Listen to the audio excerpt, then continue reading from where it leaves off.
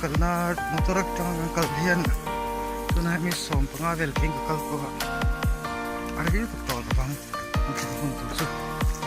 athala vel ba ki kala muro ke kon ataka mani han kala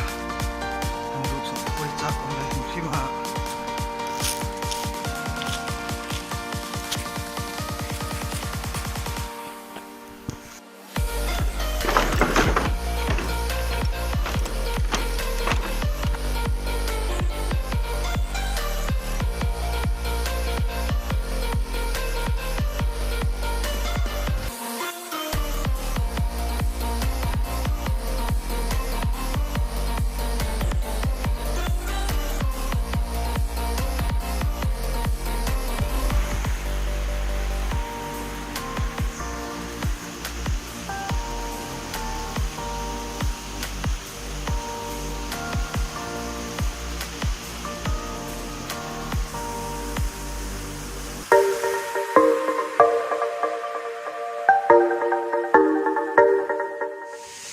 kukulai sirvela kan luidung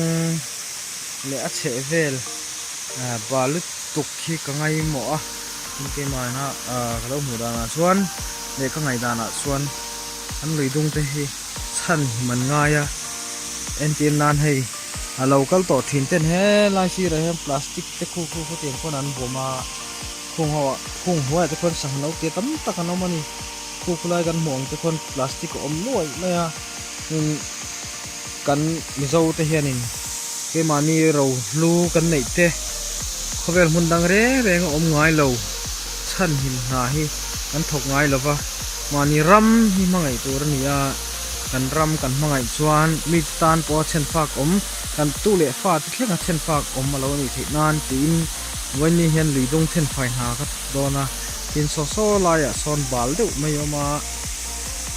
tuilong chuak thei mia lo khopin akal to ten te an lo sa tamau te an lo